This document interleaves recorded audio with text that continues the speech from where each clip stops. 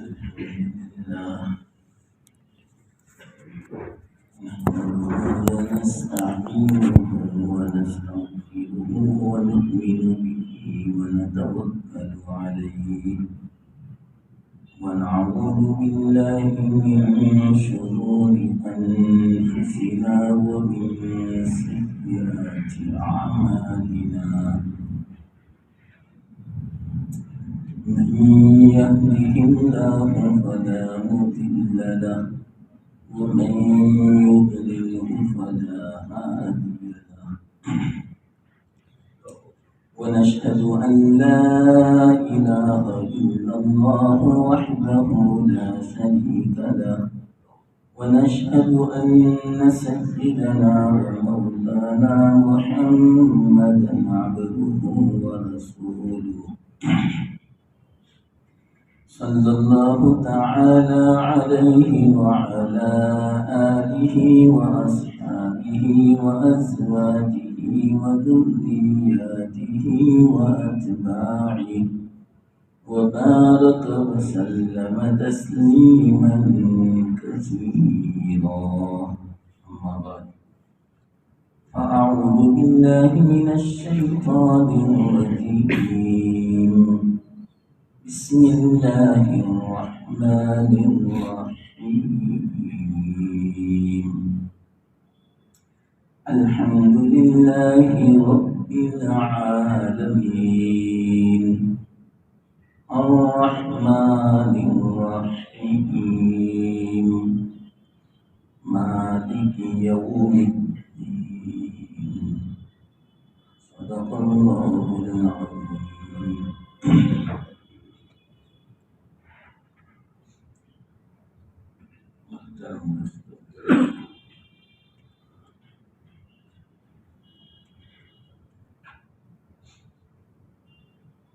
گزشتہ مجلس میں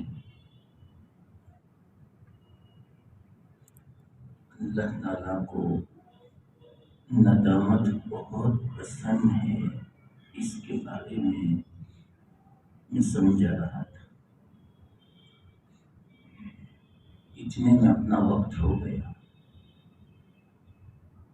آخر میں ایک واقعہ یاد آیا تھا، انشاءاللہ آج ایسا ہوگا بیچ میں آ گیا تو وہ واقعہ بیان کروں گا۔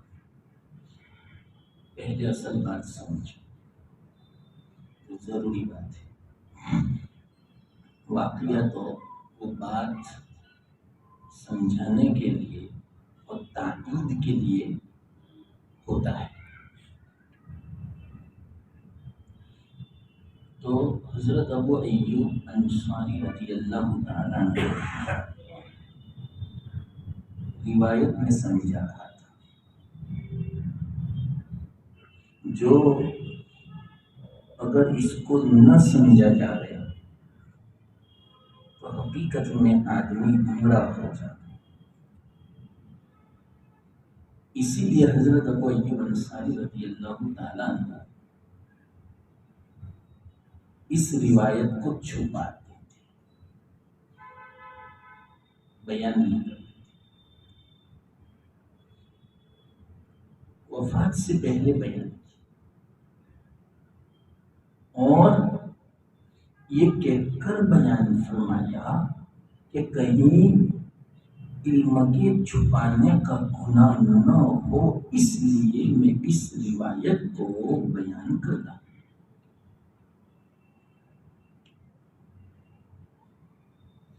آپ اس سے اندازہ لگاؤ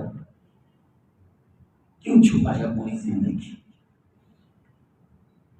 اسی لیے تو کہ ہو سکتا ہے کہ لوگ اس کا مفہوم نہ سمجھیں، غلط مطلب نکالے۔ اسی لیے مجھے اس میں تھوڑی سمجھانے میں آپ حضرات کو دقت پڑ رہی ہے،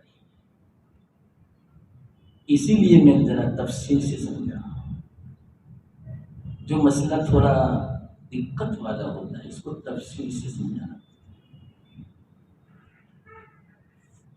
تو گزشتہ تو تھوڑا آ گیا، اسی بات کو میں مختصر اور سمجھاتا ہوں۔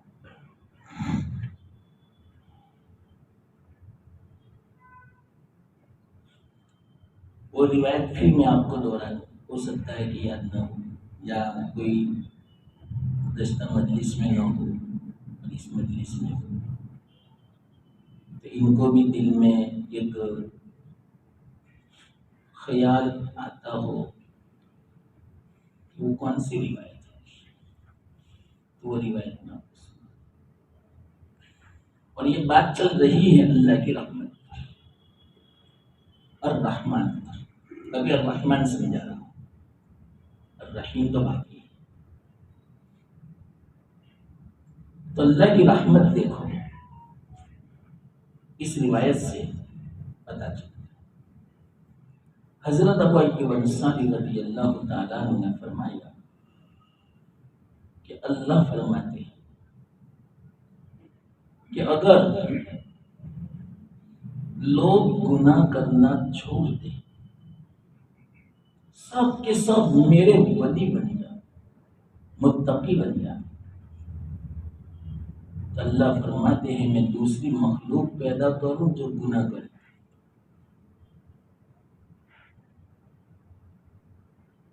اب آپ ہی بتاؤ، گمراہ ہو جائے گا کہ نہیں آدمی اس روایت کو سن کر؟ کیسی گمراہ معلوم؟ جو آدمی گناہ نہ کرتا ہو وہ گناہ کرنا شروع کر دے، ٹھیک ہے؟ اللہ کو بہت پسند ہے گناہ، یہ ہے گمراہ۔ یہ مطلب نہیں ہے،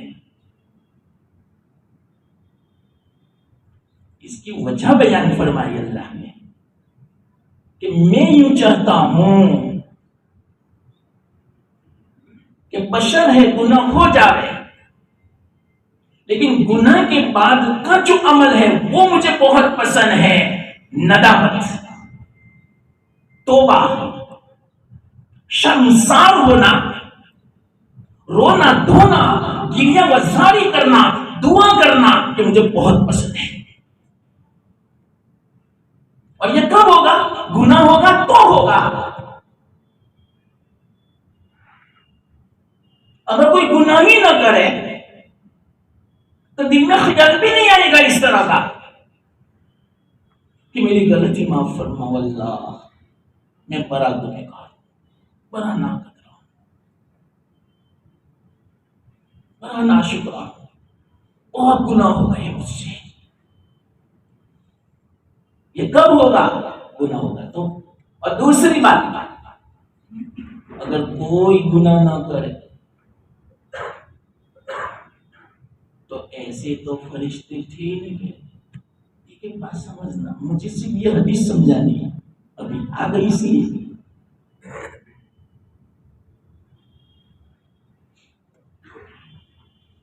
اگر گناہ ہی نہ ہو دنیا میں تو پھر انسان کی ضرورت ہی کیا تھی؟ انسان کو پیدا ہی کیوں نہیں کیا؟ فرشتے تھے، جو فرشتے کیسے ہیں؟ لا یعصون اللہ ما امرہم، کبھی اللہ کی نافرمانی نہیں کرتے، وَيَفْعَلُونَ مَا يُؤْمَرُونَ، جو اللہ کا حکم اس کو پورا فرماتے ہیں۔ تو پھر انسان کو پیدا ہی کیوں کیا؟ فرشتوں نے بھی یہ کہا تھا نَحْنُ نُسَبِّحُ بِحَمْدِكَ وَنُقَدِّسُ لَكَ، یہ شروع میں کہا أَتَجْعَلُ فِيهَا مَن يُفْسِدُ فِيهَا وَيَسْفِكُ الدِّمَاءَ، ہم ایسے کو اپنا خلیفہ بناتے ہو جو فساد مچائے گا زمین میں، خون بہائے گا، کیوں بناتے ہو اللہ ایسا کو؟ ہم ہیں آپ کی عبادت کے لیے کافی، ہم آپ کی پاکی بیان کرتے ہیں، تسبیح بیان کرتے ہیں، ہر وقت عبادت کرتے ہیں، کیا ضرورت ہے ان کو؟ اللہ نے بس ایک ہی جواب دیا اس وقت، فرشتوں تم نہیں جانتے، میں جانتا ہوں، بس ہو گئی بات، تمہیں کیا پتا؟ میں نے کیوں انسان کو پیدا کیا؟ بعض علماء فرماتے ہیں فرشتوں کے پاس ندامت نہیں تھی، انسان کے پاس ندامت تھی، اور یہ وہ دولت ہے، یہ وہ دولت ہے جو اللہ کے پاس بھی نہیں۔ میرا الفاظ سمجھنا ہے، اللہ کے پاس کسی چیز کی کمی نہیں، صرف ایک چیز نہیں ہے، بس اللہ کے پاس ساری چیزیں ہیں، اللہ کے پاس۔ تو اللہ کو وہ چیز پیش کرو جو اللہ کے پاس نہیں ہے، اللہ خوش ہو جائے۔ مثال کے طور پر دنیا میں ایک آدمی ایسا ہے جس کے پاس ساری چیزیں موجود ہے لیکن مکان نہیں ہے۔ آپ اس کو فریج لا دیں، ایئر کنڈیشن لا دیں، وہ کہے گا میرے پاس ہے نہیں ایئر کنڈیشن، فریج تو ہے ہی نہیں۔ کرائے کے مکان میں فریج بھی، ایئر کنڈیشن بھی۔ کباٹ لا دیں، کباٹ بھی ہے بھائی، کپڑے بھی ہے، اور کسی نے کباٹ لا بھی دیا اتنی خوشی نہیں ہوتی، فریج لا بھی دیا اتنی خوشی نہیں ہوتی۔ ہاں تھوڑی دیر بس خوشی کا اظہار ہوگا کہ بھائی ایک نئی چیز آئی کر، لیکن اگر آپ اس کو مکان دلا دیں تو اللہ اکبر، شاید وہ رات پر نیند بھی نہیں آئی، خوشی نیند ہو جائے گی اس کی خوشی میں۔ کیوں؟ مکان نہیں ہے اس کے پاس، ساری چیزیں موجود ہیں۔ یہ میں آپ کو خوشی کا فلسفہ سمجھا رہا ہوں کہ خوشی کس بات پر ہوتی ہے اور کیوں ہوتی ہے۔ جو چیز اپنے پاس نہ ہو وہ جب ملتی ہے بڑی خوشی ہوتی ہے، تو اللہ کو وہ چیز عطا کرو، وہ چیز جو اللہ کے پاس نہیں ہے۔ پہلے تو تعجب ہوگا آپ کو کہ اللہ کے پاس کس چیز کی کمی ہے، وہ تو خزانوں کا مالک ہے۔ ہاں ایک چیز نہیں ہے، ندامت، عاجزی، شرمساری، خاکساری، میں کچھ نہیں، ایسا نہیں اللہ کے پاس۔ اللہ تو متکبر ہے، اللہ اکبر، اللہ سب سے بڑا ہے، اللہ کے پاس عاجزی نہیں ہے، عاجزی سے پاک ہے، سبحان اللہ، تمام عیوب سے پاک ذات، قدوس، پاک، تمام نقصانات سے، تمام کمیوں سے، تمام معائب سے، تمام عیوب سے اللہ کی ذات پاک ہے، سبوح، قدوس، سبحان اللہ، متکبر، اللہ اکبر، یہ اللہ کی صفات ہے۔ یہ نہیں اللہ، تو دو پیش کرو، اور یہ پیش ہوگا گناہ کے بعد، ہو گیا تو احساس ہوا تو اب ندامت۔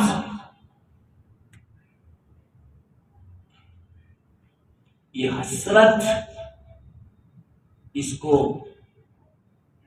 صوفیہ کی زبان میں بولتے ہیں حسرت نایاب۔ یہ ایسی نعمت ہے جو نایاب ہے، نایاب ہے،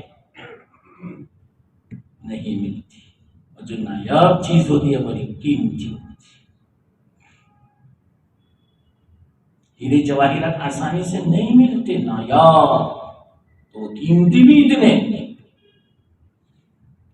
اور جتنی چیزیں آسانی سے ملتی ہو اتنی سستی۔ پانی بڑی قیمتی چیز ہے لیکن آسانی سے ملتا ہے، اس لیے پانی سستا ہے۔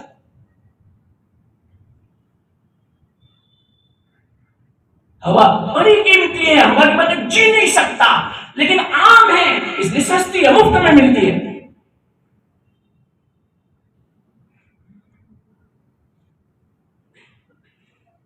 بہت عام ہو کوئی چیز، سستی۔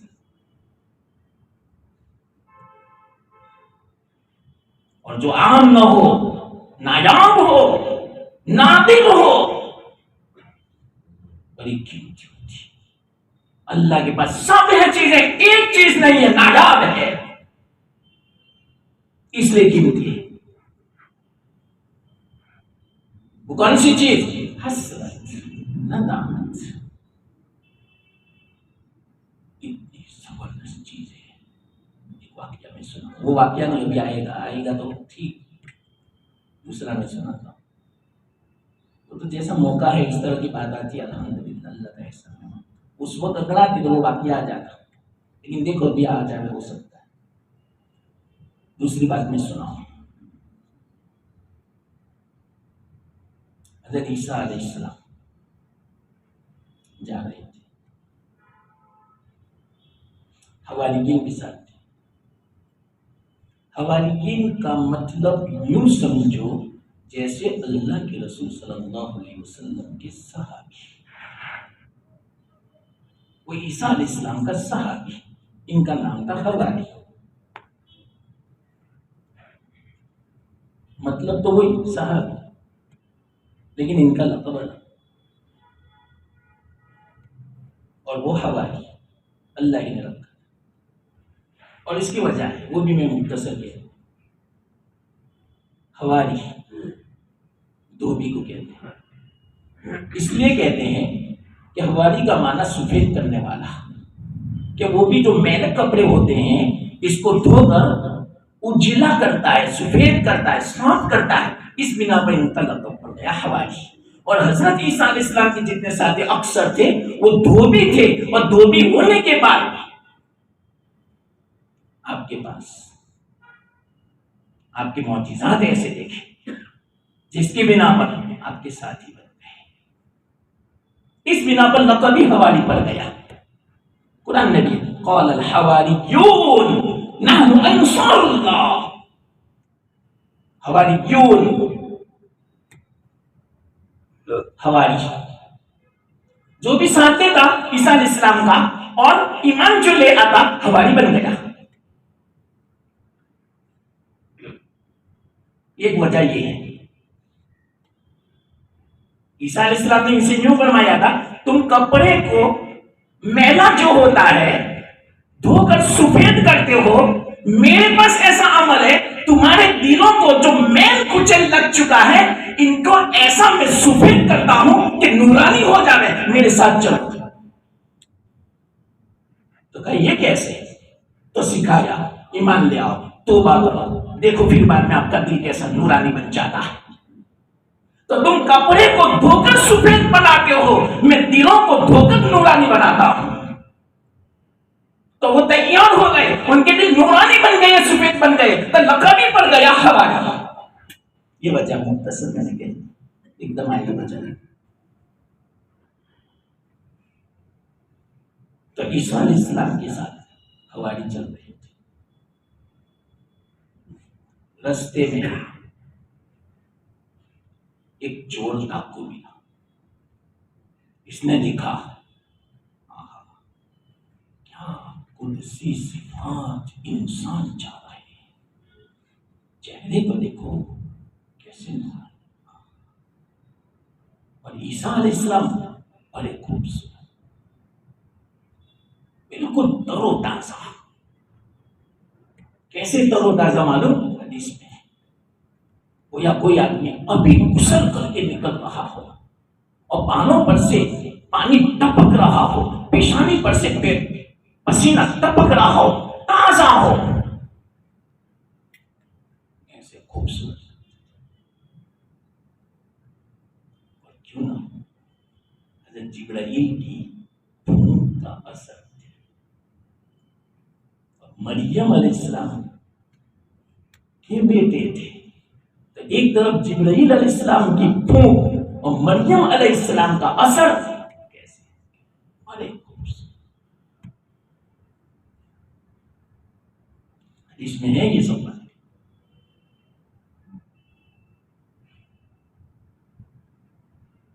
تو حضرت عیسیٰ علیہ السلام حواری کو دیکھا، اس کو دیکھا کتنا خوبصورت ہے، کیسے نورانی چہرے والے، کاش میرا بھی ساتھ ہو جاتا.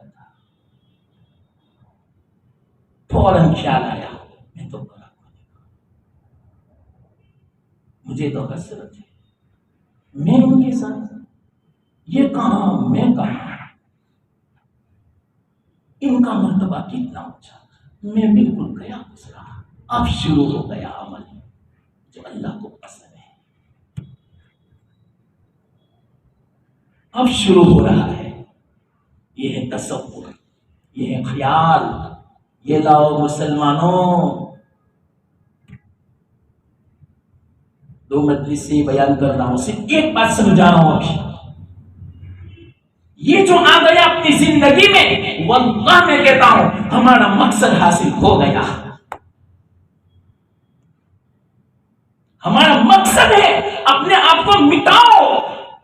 میں کچھ نہیں, میرا کام کچھ نہیں, میرا کوئی کمال نہیں. جو کچھ اللہ کی طرف سے ہے میں اپنی طرف نسبت نہ کروں کسی چیز کی. میں کیا, میرا کام کیا, میں نکما, میرا کام نکما. یہ اپنے آپ کو سمجھو. مسلمانوں, بزرگوں کے پاس جو سالوں لگائے جاتے ہیں, خانقاہوں میں جو رگڑے کھائے جاتے ہیں, صرف اور صرف ایک چیز کو حاصل کرنا ہے, اپنے آپ کو مٹاؤ. ایک بات آئی یاد مجھے زندہ, اتنے بڑے عالم آپ نہیں سمجھ سکتے کتنے بڑے عالم. اس لیے بس اتنا لفظ میں کہتا ہوں, اتنے بڑے عالم جن کا نام تھا سید سلیمان ندوی. کتنے بڑے عالم. مولانا ابو الحسن علی میاں ندوی کا نام سنا ہوگا, کتنے بڑے, ان کے بھی استاد. وہ فرماتے ہیں ان کے پاس ہی بنا ہے. اب اس سے اندازہ لگاؤ وہ کیسے ہوں گے.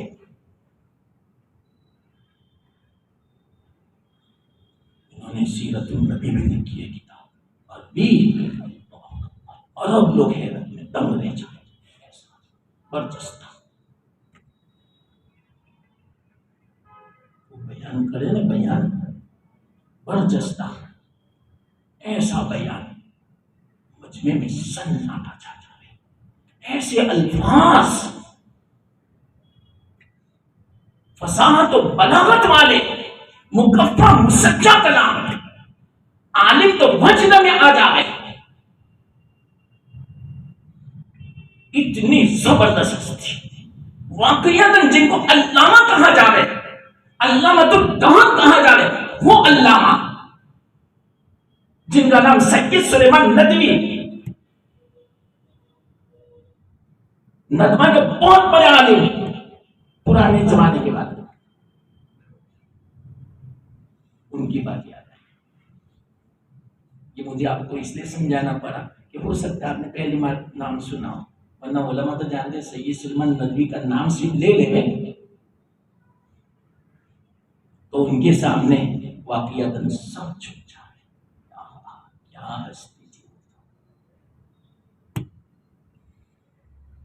ہندوستان کی آزادی میں بھی بہت بڑا حصہ ان کا. گاندھی جی وہ سب, مولانا عبد الباری ندوی, سید سلیمان ندوی, مولانا عبد الماجد دریابادی, یہ سب علماء کے ساتھ گاندھی جی کی بیٹھک ہوتی تھی, یہ سمجھاتے تھے سب. بس اب اس سے اندازہ لگا, لیکن ہمیں پتہ ہی نہیں.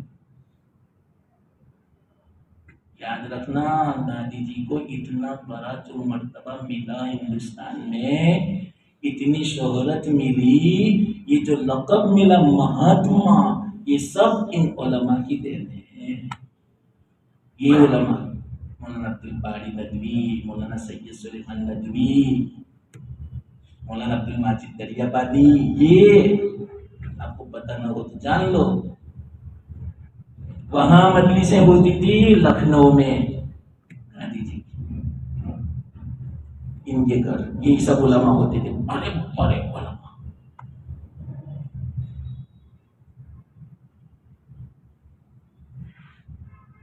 تو سید سلیمان جب بیان فرماتے, جس کو شوق ہو تو صرف ایک کتاب کا میں حوالہ دیتا ہوں ان کی, پڑھنا ہے، لیکن آپ عوام کو پلے نہیں پڑے گی. ہاں اتنا یاد رکھنا. ہاں کوئی عالم ہو، طالب علم ہو، اس کو پڑھنا ہو تو میں حوالہ دیتا ہوں. خطبات مدراس، مدراس میں انہوں نے 7 بیان کیے 7 دن میں. وہ بیان ایسے ہیں سیرت کے اوپر، اللہ اکبر، آدمی ہل جائے. کیا اللہ کے رسول صلی اللہ علیہ وسلم کی زندگی کو بیان فرمایا، اللہ کے رسول صلی اللہ علیہ وسلم کے حالات کو، اللہ کے رسول صلی اللہ علیہ وسلم کا کیسا مرتبہ ہے، کیسی ذات اقدس ہے. وہ 7 بیان اگر جو آپ پڑھ لے رہے ہیں، اللہ اکبر، جھومتا ہے. شاید ایسے بیان آج تک کسی نے سیرت میں نہیں کیے. وہ سید سلیمان ندوی اتنا بڑا عالم علامہ، ان کی بات میں نقل کرتا ہوں. یہ جانے تو آپ کو بات کا وزن ہو. ایک دم میں ایسے کہ سید سلیمان ندوی یہ نہ بیان کرتا تو اہمیت ہی نہ ہوتی بات کی.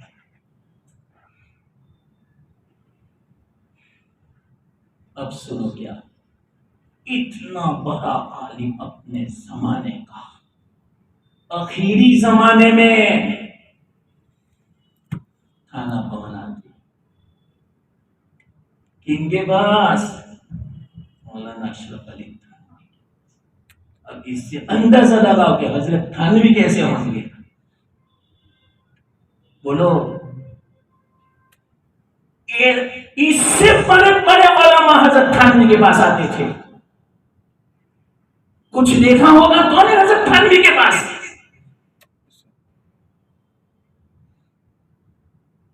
ارے سید سلیمان ندوی تو فرماتے تھے، اب سنو، تھوڑی مدت رہے ان کی خانقاہ میں، حضرت وہاں بیٹھے ہوئے تھے اور سہدری تھی اس طرح کی، سہدری پر ہاتھ رکھا اور جھک گئے اور رونے لگے.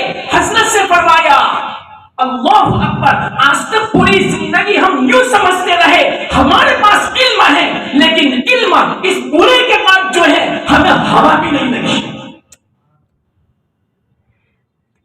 کن کے بارے میں گواہی؟ حضرت تھانوی کے بارے میں، جن کو یہ لوگ کافر کہتے ہیں. نعوذ باللہ. کچھ ہوگا تو نہیں. اور ایک بات آپ کہو کہ کافر کیوں کہتے ہیں؟ پتھر اسی درخت پر پڑتے ہیں جس درخت پہ پھل ہوتے ہیں. جہاں کانٹے ہوتے ہیں تو کوئی دیکھتا نہیں، تو یہاں پھل بہت تھے. یہ حسد کے پتھر تھے.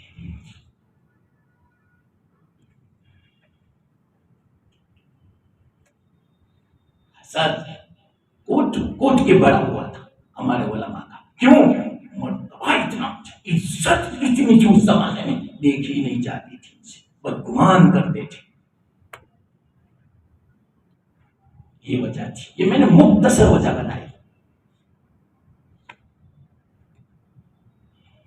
جن کے پاس نعمت ہوتی ہے حاصل بھی بہت ہوتی ہے.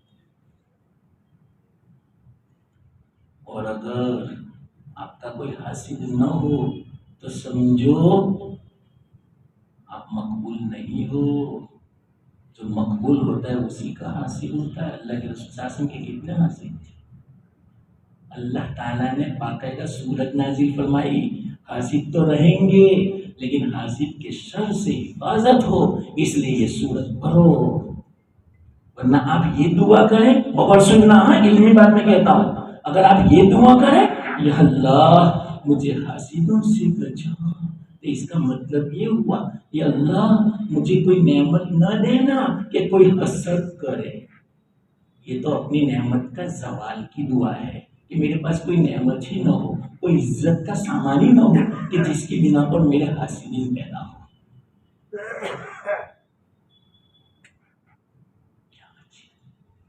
یہ مطلب وَمِن شَرِّ حَاسِدٍ إِذَا حَسَدَ کا، یا اللہ حاسدین کے شر سے بچانا اللہ سکھاتا ہے. اللہ نے یہ نہیں سکھایا حاسد سے بچانا، نہ، حاسد سے بچانے کا مطلب تو یہ ہوا کہ میرے پاس کوئی نعمت ہی نہ رہے تو میرا کوئی حاسد ہی پیدا نہ ہو. یہ تو آپ دعا نہیں کر رہے، بد دعا کر رہے اپنے بارے میں. ایسی دعا نہیں کرنے کی. اب میں یوں دعا کر، اللہ مجھے حسد سے بچانا، نہیں، یہ تو آپ کے پاس جو نعمت ہے نا، اس کی زوال کی دعا کرتے ہیں کہ میرے پاس کوئی نعمت نہ رہے۔ اللہ جس کے پاس آپ ہی بتاؤ کوئی نعمت نہیں، نہیں مال ہے، نہیں کمال ہے، نہیں مہارت ہے، کوئی دیکھتا نہیں، کوئی پرواہ نہیں، اس کی بات بھی نہیں۔ بات ہے کس کی چلتی ہے؟ کچھ ہو جس کے پاس مال ہو، کمال ہو، مہارت ہو، کچھ ہو، اس کی حسد۔ تو حسد تو ہوگا دنیا میں، لیکن حاسد کے شر سے اگر بچنا ہے اللہ کی پناہ میں آنا پڑے گا۔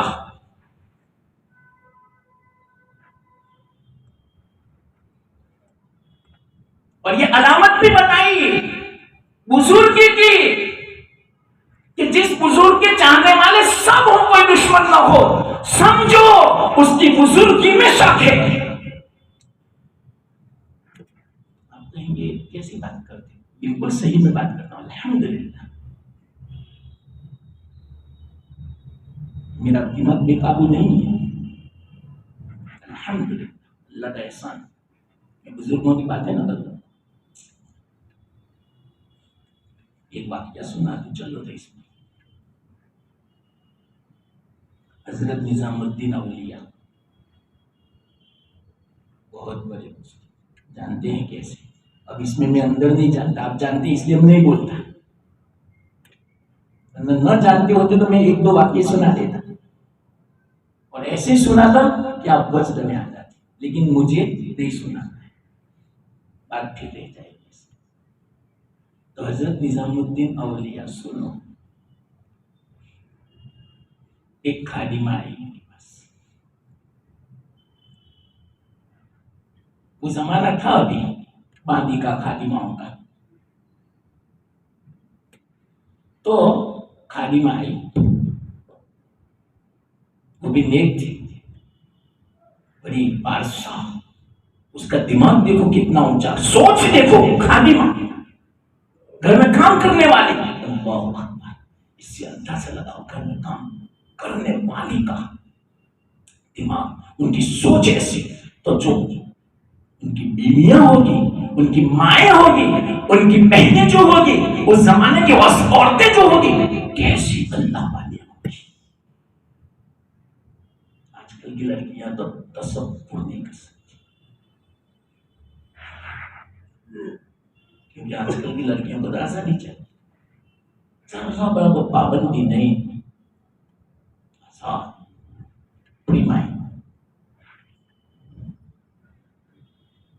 فریڈم ناش کر دیا اس فریڈم نے۔ تو وہ خادمہ آئی، اس نے دیکھا کہ ایک سے ایک چاہنے والے آتے ہیں حضرت کی خدمت میں، اور تحفے پر تحفے، ہدیے پر ہدیے، اور ہر ایک کی زبان سے تعریف مدح، تعریف مدح۔ اب آپ ہی بتاؤ، آج کل کے ہمارے گھر میں کوئی کام کرنے والی ہو اور وہ یہ دیکھے کہ ان کے گھر میں تو بڑے ہدیے تحفے آتے، کتنی خوش ہوگی، مجھے بھی ملے گا۔ وہ خوش نہیں تھی، کیسی سوچ ہوگی مسلمان، مجھے رونا آتا ہے آپ کو یہ بیان کرتے ہوئے، اللہ کیسا زمانہ تھا۔ خادمہ خوش نہیں تھی کہ یہ کیسے بزرگ کہ ہر ایک چاہتا ہے اس کو، کوئی برائی بیان نہیں کرتا ان کی، کوئی حسد ہی نہیں کرتا، کوئی ایک کہ منہ سے تو میں سنی ان کی برائی، یہ بزرگ نہیں کرتے، وہ تھے بزرگ، اللہ کو بتانا تھا، لیکن خادمہ کی سوچ دیکھو، معیار دیکھو، آزمائش، خادمہ اب امتحان دے رہی ہے اسے، مجھے بزرگ نہیں لگتا، کیونکہ میں نے تو سنا کہ اللہ والوں پر تو تکلیف آتی ہے، کوئی نہ کوئی برائی کرنے والا تو ہوتا ہے۔ علامہ جلال الدین سیوطی رحمۃ اللہ علیہ کی بات یاد آئی، علامہ سیوطی زبردست مصنف، کوئی پن ایسا نہیں چھوڑا کہ جس میں کتابیں اور عجیب و غریب کتابیں، علامہ سیوطی، وہ فرماتے ہیں آخری زندگی کی بات میں کرتا ہوں، آخری زندگی ان کی، وہ فرماتے ہیں اللہ کا بڑا احسان کہ آخری زندگی میں اللہ نے میرے ساتھ بڑا خیر کا معاملہ فرمایا۔ کسی نے پوچھا کیسے؟ کہ اللہ نے میرے پیچھے دشمن لگا دیے جو ہر وقت مجھے ایذا پہنچانے کے در پہ ہیں، اس سے پتا چلا اللہ مجھ سے خوش ہے۔ اور آج کل الٹی سوچ ہماری، کوئی حاسد ہو، کوئی دشمن اور ساتھ کوئی تعویذ ہوتا، کوئی وظیفہ، بہت دشمن، بہت برا سچا نہیں، ارے یہ تو اللہ کی رحمت کی مقبولیت، کیا رحمت ہے، کیا اللہ کی بڑی۔ علامہ سیوطی فرماتے ہیں کہ اللہ کا شکر ادا کرتا ہوں کہ اللہ نے میری اکیلی زندگی میں ایسے دشمن پیدا کر دیے جو میرے پیچھے لگے ہوئے ہر وقت ایذا دینے کے لیے، میں خوش ہوں اس بات پر۔ یہ کون بول سکتا ہے؟ جس کو معرفت ہو، علم ہو۔ کوئی میں آپ کو سمجھا رہا ہوں، یہ سب باتیں آپ کو ایسے نہیں ملے گی کہیں انشاءاللہ العزیز۔ اللہ کی توفیق سے باتیں آ رہی، میں نے سوچا تک نہیں تھا، لیکن آپ کی طلب کی بنا پر الحمدللہ یہ باتیں آ رہی ہیں۔ اللہ مجھے ایسا بنا بھی دے، باتیں جب ایسی نکلتی ہیں تو مجھے بھی ایسا بنا بھی دے۔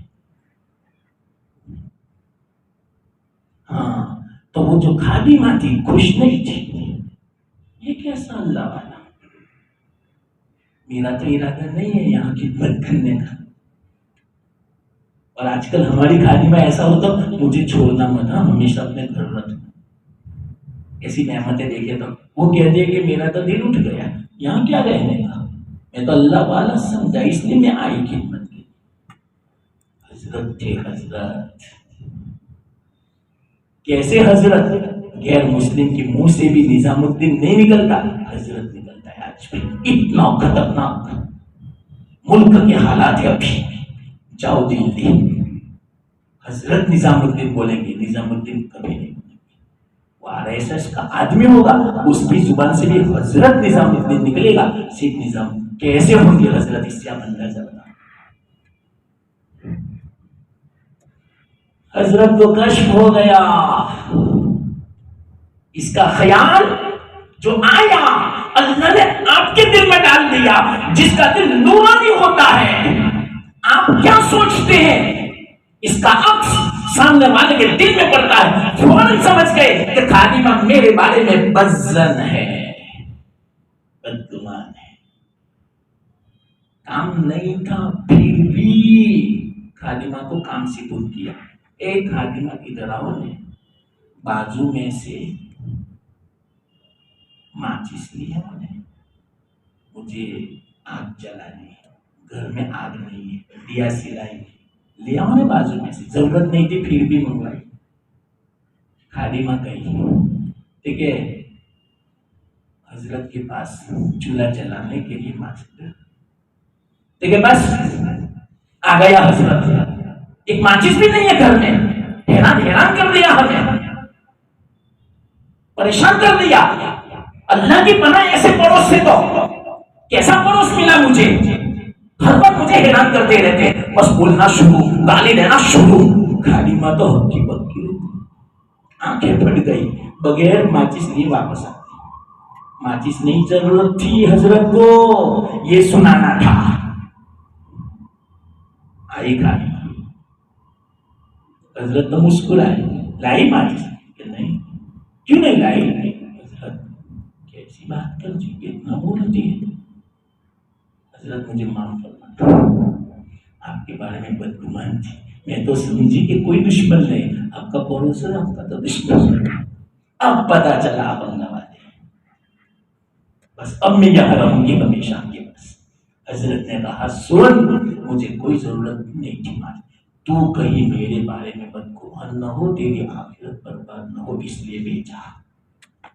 ماشاءاللہ سبحان اللہ، تو وہ کتنی زبردست بات ہے، آپ کو احساس نہیں ہے باتوں کا، تو کیسی بات کہی میں نے، الحمدللہ، لیکن آپ کوئی بولا ہی نہیں، خوش ہو جانا چاہیے، اوہ ماشاءاللہ، اللہ والا کی نظر کہاں،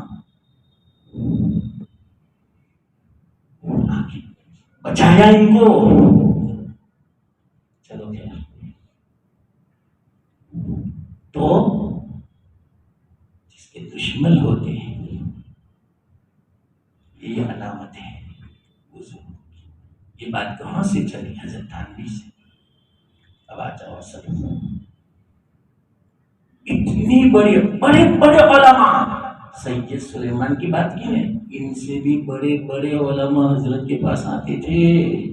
اور کیسے معلوم؟ جیسے ایک شاگرد ہو اس طرح ڈرتے تھے حضرت سے.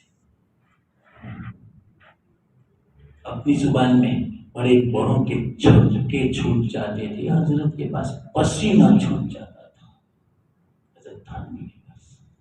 ایسے اصول. تو کیا فرمایا سید سلیمان ندوی نے؟ سہزڑی پر ہاتھ رکھا، رو رہے تھے. یا اللہ، آج تک ہم غلط فہمی میں تھے. ہمارے پاس علم ہے، ہمارے پاس تو علم کی ہوا بھی نہیں لگی. علم کو صحیح معنوں میں اس بڈھے کو اللہ تو نے عطا فرمایا ہے. حضرت تھانوی کی طرف اشارہ کرتے ہیں. اس کو علم بولتے ہیں. یہ علم ہے، یہ علم. ہمارے پاس کیا علم ہے؟ رو رہے ہیں. اتنا بڑا علامہ، زمانے کا علامہ، پوری دنیا ان کو علامہ مانتے ہیں، ان کا نام آتے سر جھکا دیتے ہیں، لیکن انہوں نے اپنا سر جھکا دیا حضرت تھانوی کے سامنے.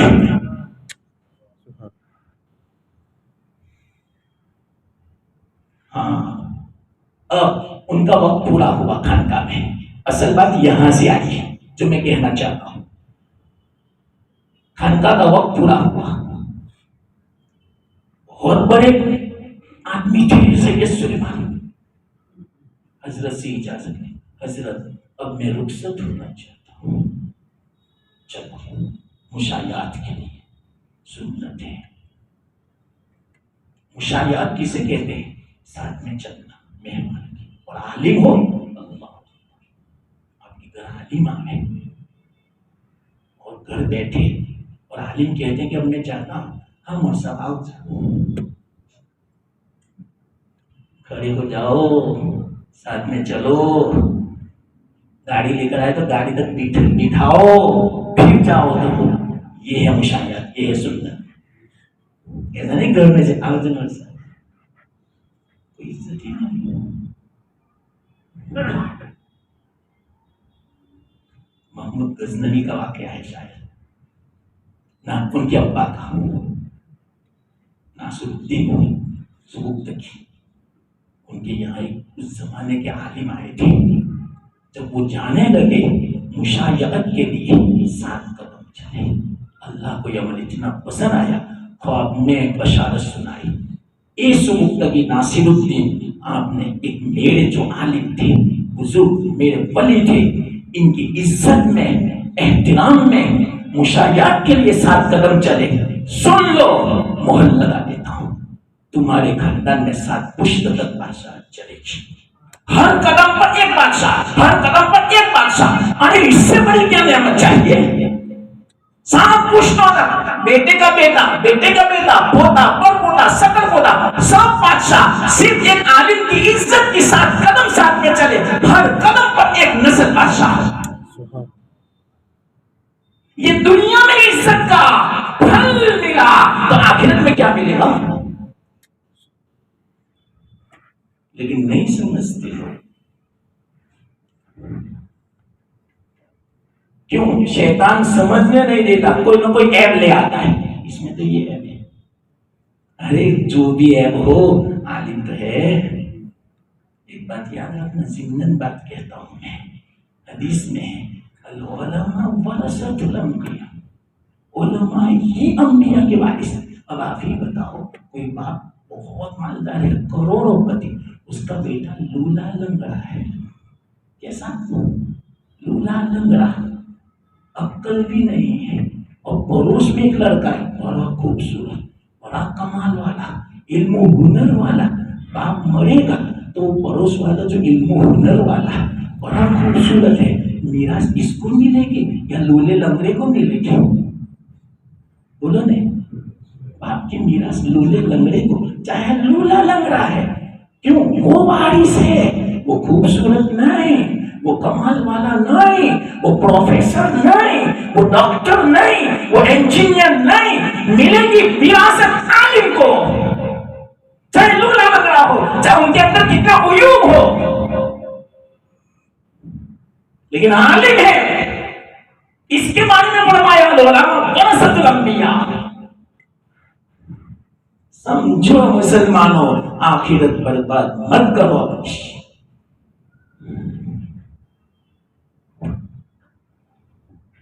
ہاں تو حضرت خود پڑھے، وہ نہ بھی چلتے کوئی حرج کی بات نہیں، لیکن وہ تو خاص سنتوں کے پابند، وہ کیسے سنت چھوڑے، مشاہدات والی۔ چل اب سنو اصل بات، یہ بات مجھے سنانی تھی جو آدھا گھنٹہ لگ گیا، آتے آتے ٹیشن پر آتے آتے آدھا گھنٹہ لگ گیا۔ اب اصل ٹیشن آ رہا ہے انشاءاللہ۔ چلتے تھے سید سلیمان ندوی نے، حضرت اب میں جا رہا ہوں، آخری نصیحت کرو مجھے جو پوری زندگی کام آئے۔ حضرت سوچ میں پڑ گئے، اتنا بڑا عالم، ان کو کیا میں نصیحت کروں۔ حضرت سید سلیمان ندوی خود فرماتے ہیں، یہ واقعہ خود بیان کرتے ہیں، حضرت تھانوی نہیں، سید سلیمان ندوی اپنے حالات میں لکھتے ہیں، میں نے یہ کہا حضرت سے مجھے نصیحت کرو، میں جا رہا ہوں، یہ آخری ملاقات ہے۔ حضرت چل رہے ہیں، یہ جیسے ہی کہا سید سلیمان، حضرت نے فرمایا، حضرت تھانوی نے ہاتھ لیا، ہمارے پاس تو مٹنے کے علاوہ کچھ نہیں ہے، بس اپنے آپ کو مٹا دو۔ سید سلیمان ندوی فرماتے ہیں، معلوم نہیں حضرت نے کتنی دل کی گہرائی سے یہ جھٹکا لگایا، ہمارے پاس تو صرف مٹانا ہے، اپنے آپ کو مٹا دو، ہمارے پاس تو اس کے علاوہ کچھ نہیں ہے۔ سید سلیمان ندوی فرماتے ہیں، قسم کھا کے یہ جھٹکا مجھے دل پر لگا، دل ہل گیا میرا، واللہ اتنا بڑا علامہ کتنا اپنے آپ کو مٹا رہا ہے، میں کچھ نہیں ہوں، تم اپنے آپ کو مٹا دو، اپنے آپ کو یوں سمجھو میں کچھ نہیں ہوں۔ سید سلیمان فرماتے ہیں، تب سے میری حالت بدل گئی۔ یہ تھے ہمارے اسلاف۔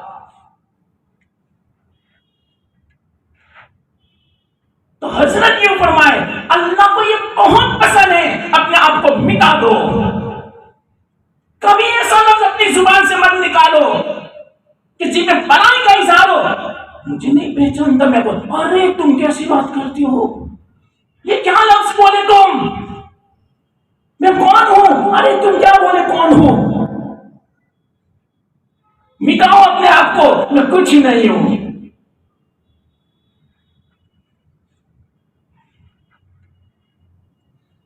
یہ اللہ کو بہت، اب آتی بات، یہ اللہ کو بہت، حدیث میں آتا ہے جو اپنے آپ کو مٹاتا ہے، جتنا مٹائے گا اتنا مرتبہ بلند کرے گا اللہ، من تواضع للہ رفعہ اللہ۔ اللہ کے رسول صلی اللہ علیہ وسلم نے اپنے آپ کو جتنا مٹایا، اتنا اونچا مرتبہ، اتنا اونچا مرتبہ، ایسا مرتبہ کسی کا نہیں۔ وجہ کیا؟ اپنے آپ کو بہت مٹایا۔ حدیث میں کیسے معلوم؟ وہ مختصر میں اشارہ کرتا ہے، حضرت جبرائیل بیٹھے تھے، دوست تھے جبرائیل، جن کے جبرائیل دوست ہو، میکائیل دوست ہو، اور دنیا میں ابو بکر دوست ہو، عمر دوست ہو، ان کا کیا پوچھنا۔ تو جبرائیل بیٹھے ہوئے تھے، ایک فرشتہ آیا، جبرائیل السلام نے، یا رسول اللہ یہ فرشتہ آیا ہے جو کبھی نہیں آتا کسی کے پاس، آپ کے پاس آیا، اچھا کیوں آیا؟ فرشتہ نظر آیا، یا رسول اللہ صلی اللہ علیہ وسلم، اللہ نے مجھے آپ کے پاس بھیجا، ایک آپشن ہے، آپ کو اختیار ہے، آپ جو اختیار کریں آپ کی مرضی، اللہ نے بھیجا اسپیشل مجھے۔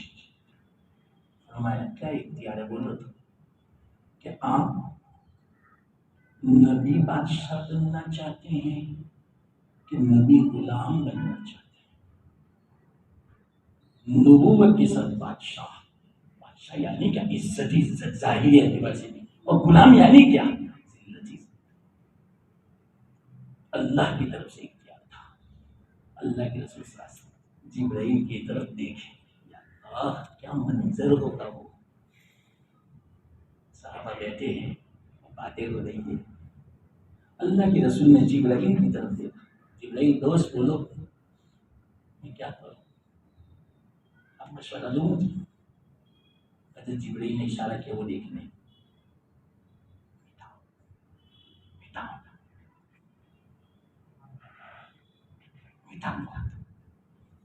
فوراً کہا ادھر دیکھ کر، میں نبی غلام بننا چاہتا ہوں۔ غلام اپنے آپ کو کچھ نہیں سمجھتا، بادشاہ اپنے آپ کو بہت کچھ سمجھتا ہے، نہیں ایسا نہیں، مٹھاؤ۔ یہ ہے دولت، یہ ہے دولت، بڑائی دولت نہیں ہے، ہماری اصل دولت مٹانا ہے، وہ دولت جو اللہ کو پسند ہو، یہ اصل دولت۔ مٹا دیا اپنے آپ کو، اسی لیے اللہ کے رسول فرماتے ہیں اس کے بعد میں اس طرح کھاتا ہوں جس طرح غلام کھاتا ہے۔ ساری کائنات کا بادشاہ، سردار دو جہاں، سرکار دو عالم، امام الانبیاء، وہ یوں فرماتے ہیں میں اس طرح کھاتا ہوں جس طرح غلام کھاتا ہے۔ کیسے معلوم؟ یہ دونوں پیر اٹھا کے کھاتے تھے، اکڑ بیٹھتے تھے اور ہاتھ میں روٹی لی اور روٹی کے ٹکڑے کر کے کھاتے۔ جس طرح غریب آدمی کو، فقیر کو روٹی دے دو تو روٹی ہاتھ میں رکھتا ہے اور ٹکڑے، اس طرح کھاتے تھے اللہ کے۔ اللہ کون؟ بعد از خدا بزرگ تو ایک حصہ مختصر، اللہ کے بعد اگر سب سے بڑی کوئی ہستی ہے تو آپ، اور آپ اس طرح کھاتے ہو جس طرح غلام کھاتا ہے، اپنے آپ کو کتنا مٹایا۔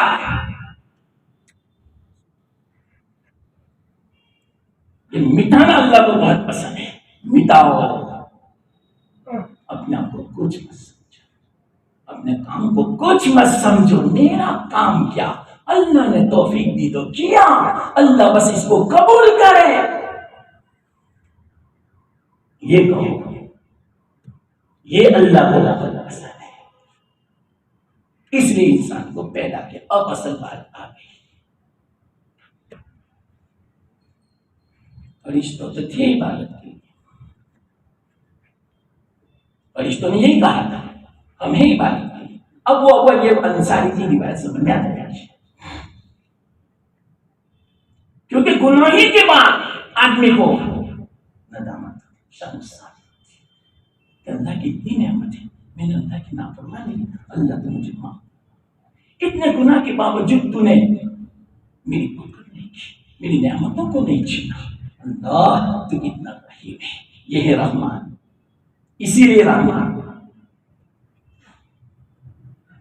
تو اللہ کو پسند ہے ندامت، اور ندامت کے ساتھ اگر آنسو جو نکل گئے، اللہ اکبر، اب تو میں اس کی فضیلت بیان نہیں کر سکتا۔ آنسو اگر نکل گئے، ایک مختصر واقعہ سنو۔ ایک مرتبہ خانقاہ میں سب بیٹھے ہوئے تھے، حضرت تھانوی رحمۃ اللہ علیہ، ان کی خانقاہ میں تو عجیب و غریب باتیں ہوتی تھی، عجیب و غریب قسم کے لوگ آتے تھے، بڑے بڑے بھی آتے تھے، فوجی بھی آتے تھے، پولیس بھی آتے تھے، سرکاری لوگ بھی آتے تھے، انگریز بھی آتے تھے، میڈم بھی آتی تھی، بڑے بڑے سب وائسرائے بھی آتے تھے، سب چھپ جاتے تھے، دنیا کے بڑے بھی آتے تھے، سب متاثر ہو کے جاتے تھے۔ ایک ایسا آدمی ہے،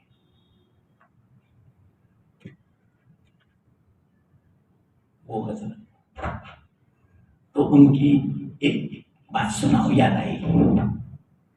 یہ باتیں چل رہی تھی ندامت کی، اتنے میں حضرت نے فرمایا کہ ندامت کے آنسو آنکھ سے نکلتے ہیں، ایک دو آنسو بھرے کی ہوتی ہے، سات سمندر کا پانی جہنم کی آگ کو بجھا نہیں سکتا، آنکھوں میں سے ندامت سے نکلا ہوا ایک آنسو جہنم بھی بنا مانگتی ہے، یا اللہ اس آنسو کو دور کر دے، یہ مجھے ٹھنڈا کر دیتی ہے جہنم۔ حدیث کا خلاصہ میں آپ کو بیان کروں، کتنی گرم، ایک گٹلی کے برابر اگر آگ یہاں دنیا میں آ جائے، دنیا کے پہاڑ پگھل جائے تو ہماری کیا حالت ہو؟ پہاڑ پگھل جائے تو ہم تو ایسے ہی پگھل جائیں۔ ایک گٹلی کھجور کی، وہ کہتی ہے جہنم، یا اللہ اس مومن کا جو ندامت سے نکلا ہوا آنسو ہے مجھ سے دور رکھ، میرے پاس نہ آنے دینا، میری آنکھ ٹھنڈی ہو رہی ہے، میں گرم رہنا چاہتی ہوں۔ اللہ سات سمندر کے پانی کو ایک لمحے کے 1000ویں حصے میں خشک کر دے، اتنی گرمی ہے، لیکن آنسو ایک نکلا ہوا آنسو اس کو ٹھنڈا کر دے، وہ آگ تو کیا آنسو کو ٹھنڈا کرے اور خشک کرے۔ یہ ہے قیمت مومن کا نکلا ہوا ندامت کا ایک آنسو، یہ اللہ کو بہت پسند ہے، اس لیے ہم انسانوں کو پیدا کیا۔ ہاں تو سنو، ایسی بات چل رہی تھی حضرت تھانوی کی مجلس میں، اتنے میں حضرت تھانوی نے لوگوں سے کہا آپ کو ایک واقعہ سنا۔ حضرت وہ واقعہ اسی انداز سے میں نے آپ کو کہا، حضرت نے ایسا کہا اس پر ایک واقعہ سنا، کس پر؟ وہ بات سمجھو۔ حضرت نے فرمایا کہ میں یہ کرتا ہوں، حضرت کا معمول تھا، میں جب دعا کرتا ہوں آنسو جو نکلتے ہیں، آنسو کو میں رومال سے نہیں پوچھتا، کپڑے سے صاف نہیں کرتا، بلکہ آنسو کو آنکھوں میں سے نکال کر ہاتھ میں لیتا ہوں اور وہ ہر گیلا پورے سر پہ پورے منہ پہ پھیلا دیتا ہوں، اس طرح آنسو سے اپنا چہرہ دھو لیتا ہوں۔ یا حضرت نے فرمایا ایسا کیوں کرتا ہوں معلوم؟ یہ آنسو اللہ کو بہت پسند ہے، ان آنسو پر حدیث کا مفہوم ہے جہنم کی آگ حرام ہے۔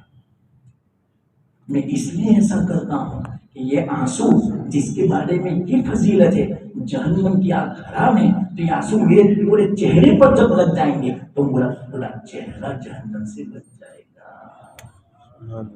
اور جب میرا پورا چہرہ جہنم سے بچ جائے گا، اللہ کی رحمت سے یہ بات بعید ہے کہ اللہ کسی کے چہرے کو جہنم سے بچا لے اور یہاں سے نیچے کے گھر کو جہنم میں ڈالے، ایسا ہو نہیں سکتا۔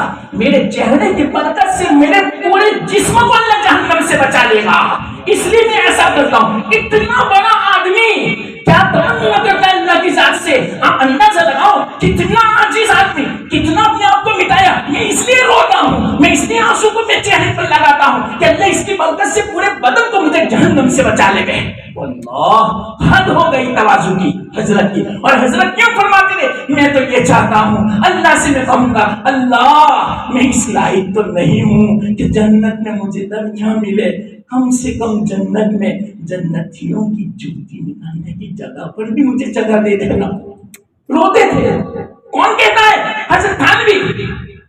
اللہ، اور کیوں معلوم کیا فرماتے ہیں؟ میں تو اس لائق بھی نہیں ہوں کہ جوتیوں میں جگہ ملے، میں تو یا اللہ اس لائق بھی نہیں ہوں کہ جوتیوں میں جگہ ملے، میں اس لیے دعا کرتا ہوں یا اللہ جہنم کو برداشت کرنے کی طاقت نہیں میرے پاس، اس لیے میں یہ مانگتا ہوں کہ جوتیوں کی جگہ دینا ہے۔ کسی نے آج تک ایسی دعا مانگی؟ یہ تھی مٹانا، یہ تھی تواضع حضرت کی۔ لوگوں نے بدنام کر دیا، معلوم نہیں وہ کیا منہ دکھائیں گے اللہ۔ میں وقتاً فوقاً یہ بولتا ہوں تاکہ آپ کے دل میں کبھی بدگمانی نہ ہو، ورنہ گئی آخرت۔ حدیث کا خلاصہ میں کہتا ہوں سوئے خاتمے کا اندیشہ کفر پر ختم ہوگا۔ جس نے مسلمانوں کو ستایا اور اس طرح برائی بیان کی، اتنی خطرناک سزا ہے، ایسی سزا اللہ نے کسی بندے بیان کی، من آزادی ولی دل فقر آزاد تو بالحق، جس نے میرے ولی کو ستایا میں اعلان جنگ کرتا ہوں، اور اللہ جس کے ساتھ جنگ کرے کیا ہوگا؟ گیا، ناکام، شکست، برباد، دنیا کے رتوں میں چڑھا گیا۔ اسی لیے روایت میں آتا ہے جس آدمی کے ساتھ اللہ برائی کا ارادہ کرتا ہے اس آدمی کو اللہ والوں کے پاس پیچھے لگا دیتا ہے، اللہ والوں کی برائی کرتا ہے، اللہ والوں کو ستاتا ہے، سمجھو اللہ نے اس کی سب برائی کا ارادہ کیا۔ اللہ کی پناہ سے کبھی بزرگوں کے پیچھے مت پڑنا اس بات کی علامت ہے کہ اللہ نے آپ کے ساتھ برائی کا ارادہ کیا، اور اللہ جس کے ساتھ برائی کا ارادہ کیا سمجھ لو دنیا ہی سے جہنم اللہ بچائے۔ ہاں تو مختصر واقعہ اعلان تو بچ گیا، مختصر سنا دو ورنہ آئندہ نہیں آئے گا یہ واقعہ، وہ تو ابھی باقی ہے جو شروع میں کہا تھا، ورنہ یہ بھی رہ جائے گا آئندہ، اس لیے سن لو۔ حضرت نے فرمایا اس پر ایک واقعہ سنا کہ میرا چہرہ جب بچ جائے گا جہنم سے، اللہ اس کی برکت سے پورے بدن کو بچا لے گا، کہ اس پر میں ایک واقعہ سناؤں۔ حضرت نے فرمایا کہ عالمگیر رحمۃ اللہ علیہ کا دور تھا، بادشاہ کا، الگ الگ بعض ریاستیں تھی، ایک ریاست میں ایک راجا تھا، اصل شہنشاہ بادشاہ بڑا دلی میں ہوتا تھا، تو عالمگیر میں بات کروں دیکھو ہندو راجا تھے، بدنام کر دیتا ہے عالم دیتا ہوں ان لوگوں نے انگریزوں نے۔ تو اس زمانے میں کیا تھا، جو بادشاہ ہوتا آپ ان کا انتقال ہوتا اس کا بیٹا جانشین ہوتا تھا، تو جس بات کا انتقال ہو رہا تھا اس کا لڑکا تھا، لیکن کم عمر تھا، 8-10 سال کا۔ وہاں کے لوگوں نے کہا ہم تو جو رواج ہے کہ باپ کے بعد ان کا بیٹا، ان کو ہم بادشاہ بنائیں گے، تو حضرت نے فرمایا اس کو لے کر آؤ نے دلی لال قلعے پر میں دیکھوں امتحان کروں۔ تو حضرت غسل کر رہے تھے تالاب میں، وہاں جو بنا ہوا ہے نا، نہا رہے تھے، اتنے میں آئے ہندو لوگ، سب بچے کو دیکھا تو کہا کہ حضرت یہ بچہ یہ تمہارا بادشاہ۔